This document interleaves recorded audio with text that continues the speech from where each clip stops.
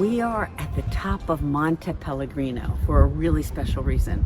We are visiting the Grotto of Saint Rosalia, who is the patron saint of Palermo. And she's the patron saint because she saved Palermo from the plague. And this grotto, which we didn't want to film inside because it's too disrespectful, but it is so incredible. You can see the entrance there, just phenomenal. And you drive up this huge winding mountain path to get here. They said it would be 2 hours if you walked it, and believe me, I wasn't walking it. And it was pouring rain, but when we got up here, it stopped raining, and here we are at the top of this mountain. And when you look over the mountain, you can see all of Palermo below. It is really, truly inspiring. And I'll put some pictures on the website, but we didn't want to do the video there, but it is really remarkable. It is actually a church carved into the grotto, into the stone walls of the cave, because the saint lived there in isolation until she passed away at 30. An amazing, amazing place.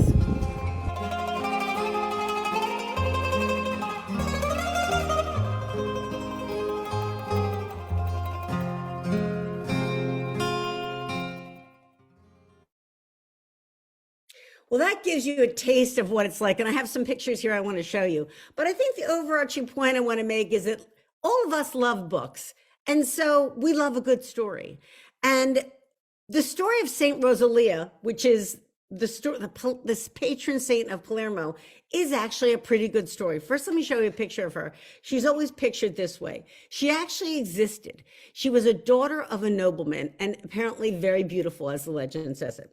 And all these guys wanted to marry her. This is not a problem I have, but a really noble suitor wanted to marry her, but she said no, because she wanted to have a life of studying and reading and praying and serving God. And so she ran away from her house, and she ran all over, and she ended up in this cave. And just to give you an idea, here's a picture taken from the top of, see, now the cave is in a mountain. And the mountain is called Monte Pellegrino. It is way above Palermo. So you can see it here in the clouds. And there's the city of Palermo below, which is, I think I mentioned before, is the capital city of Sicily, obviously even today. So there's a lot of elevation. It took us a really long time to drive up there. And as I said in the video, you couldn't possibly walk it. But people do as part of a pilgrimage to her and to her grotto. Now, the grotto from the outside looks like this. So it looks like a normal building, but inside it's very, very different. And pictured on the outside is this little thing, which is sort of a quick illustration of her story, which I'll tell you now. Here she is, right? She's turning down the suitor, and she turned down all the suitors because she wanted to have this life of devoting herself to God and to quiet contemplation. And what happened was she went in this cave, and she lived in the cave in complete isolation, a young girl just devoted to God, and she died there. And the story is of the saint that, and I think she's important to me just because my mother's middle name was Rosalia. A lot of Southern Italians, like my mother, honor that saint. And so my mother always kind of loved it. So it was really so amazing to have it at the centerpiece of this novel. So here, Saint Rosalia turns down all the suitors, goes in the cave, dies there I think at age 36, young. And that at some point, people pray to her, and there's a plague. And a vision comes to an actual soap maker, a man who made soap in Palermo, who had lost his wife and was praying for his wife's, praying for his wife in heaven. And so Saint Rosalia appeared to him, and she led him up the mountain to her bones and said, would you bury my bones, give my bones a Christian burial, and I can save the city from the plague. I mean, it wasn't quite so transactional, but you know what I'm saying? She actually is credited, he does that. She is credited with saving Palermo and parts of Sicily from the plague. And part of that honoring of her every year, she became Sicily's patron saint. There had been previously 4 saints that were very important to the city, all of whom were at the Quattro Canti. There's statues of them there. But she became the patron saint of the city, and every year, in honor of her saving the city of Palermo, her bones are paraded through the street in a silver reliquary And we talked a little bit about that before. Next week or next Monday night, I'll show you that actual reliquary. But that ends up being the first chapter of loyalty, because what happens and what starts the action in this book, which is a crime and a kidnapping, takes place at the Quattro Conti in Palermo, right as the saints' bones are being honored by being paraded through the street. So that little story of her is really at the heart of this novel. And that's part of what's interesting about Sicily in general. Let me show you some of these pictures. I like this one. This is right outside of the grotto and the church, because you see the cactus.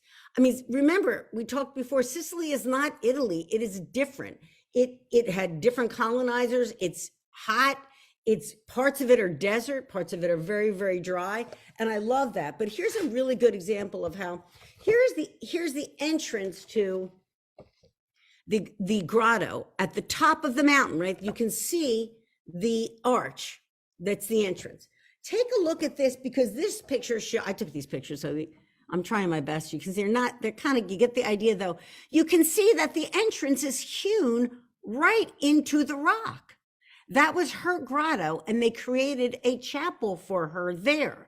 And so when you go there, you're at the top of a mountain in a cave that is a church. That's incredible. I've been in a lot of churches in Europe, but I've never been in anything like this, which is why I really wanted to take the time to show it to you, because it is so important to Sicily, so important to Palermo, and also so unique in Europe. I mean, it is a cave. Now, when you get inside, out from the outside, it looks really rustic and like natural. And what is this? And Laura was with my bestie, and we walk in, we're like, what is this? I mean, you've never seen anything like it. And then when you go in, we were the only people there. This is what it looks like inside. Can you see that? That blue color is not a filter, anything I put on it. That is the altar. And that is, there she is. And there is the altar of it. And there's this blue, which is just otherworldly. I mean, like, look at this. This is just stunning. It's just stunning. And it was such a remarkable, remarkable thing. And just to feel that presence, and imagine a young girl living there in isolation and dying there alone. It is so incredible and so remarkable. Now, let me tell you the point I want to make about this. Vis-a-vis religiosity. When you walk around at the beginning of the entrance, you see these articles, and I didn't know what they were. I had to do some research, and then I found out. Because what these are people go here, they make a pilgrimage here, or they also go there and they pray. And they pray to Saint Rosalia. They ask her for healing. They ask her for intercession. They ask her for help. They leave articles that are with respect to whatever they're asking for. And we talk about that we love stories. And I looked at these articles that they left. I want to show you a picture of them. So you can see here. Here are some. A baby's outfit. What could that have been? Somebody left a baby's outfit with the other items. A bicycle helmet. 2 motorcycle helmets. What is that about?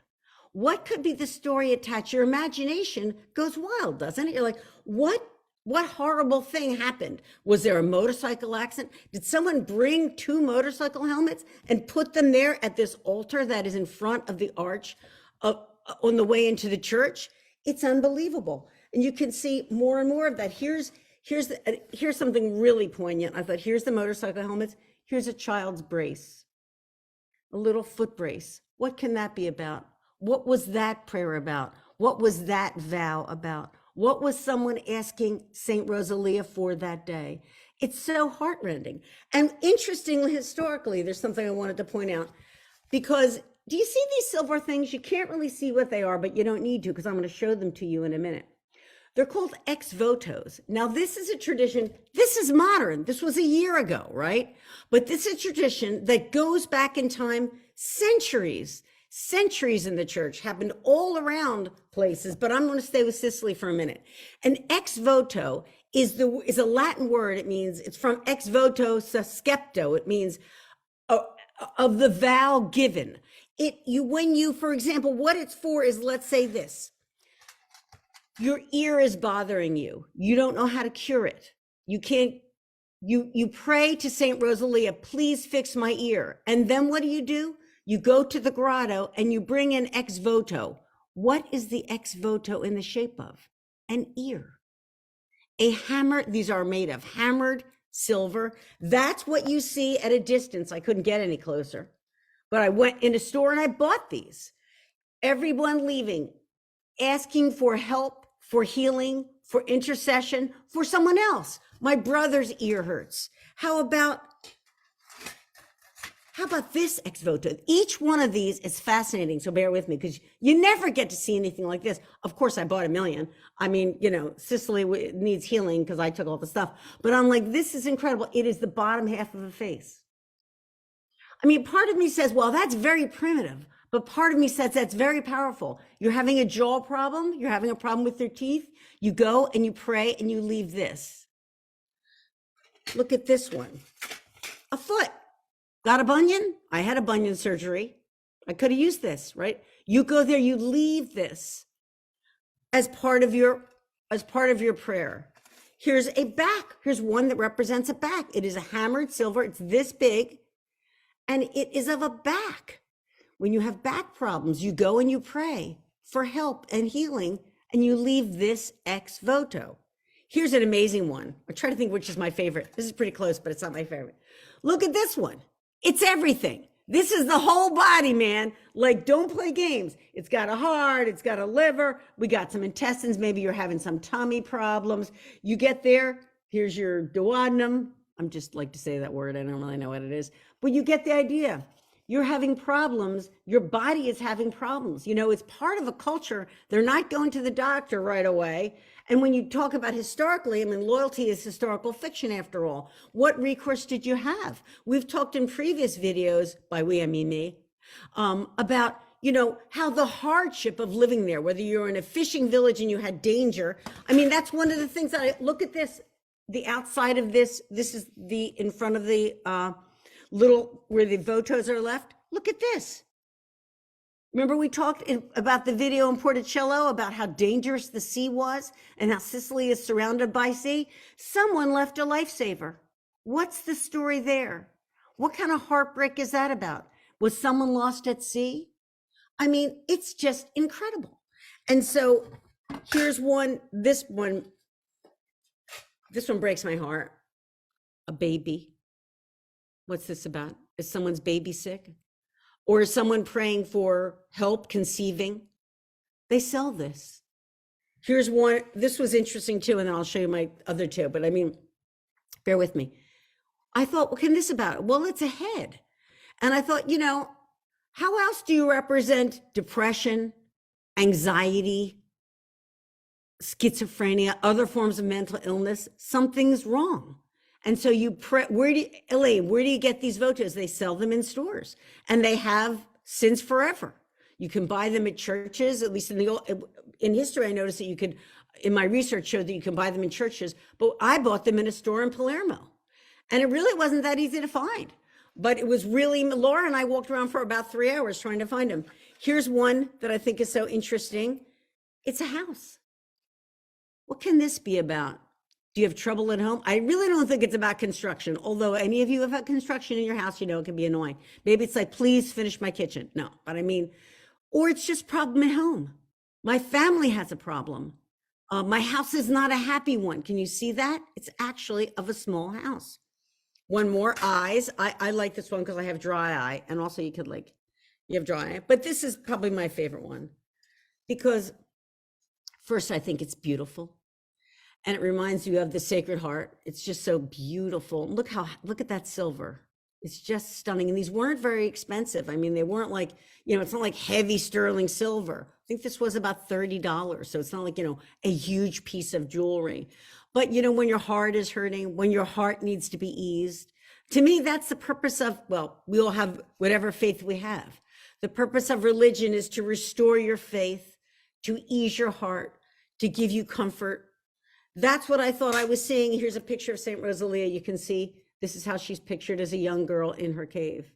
And it was so fascinating to me, and it's so much at the core of loyalty, because that book, and we talked about how there's 4 main characters in the book.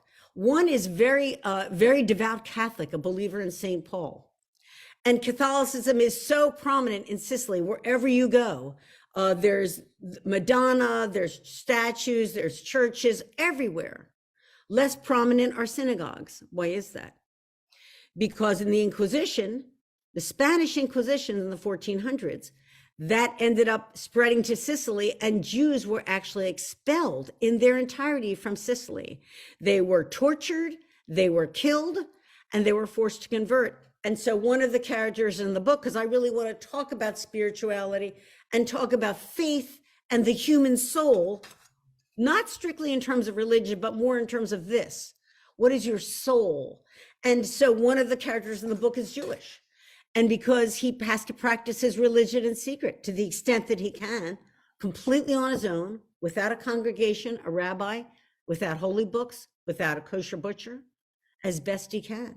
And that happened in history too, because of the Inquisition. So the book really, I think, is trying to deal with the stories that we tell about history, about people we revere, whether they're saints or not saints, about what faith means to all of us, whether we are following organized religion. I don't think there's a better subject during this time of year, Hanukkah, Christmas. I really wanted to talk about those concepts in terms of justice. You know, that there's 4 characters and it starts with the kidnapping, and we're going to see if justice will prevail, if faith will prevail, and how people treat each other in Sicily in the 1800s. And does really goodness prevail? And does love win? That's what I'm really trying to get to in this novel. We're not going to do an author tonight because we did get a first review, and we'll pick that up next week. But I got a first review of Loyalty, which makes me very, very happy. And we'll read it to you. It was from Publishers Weekly.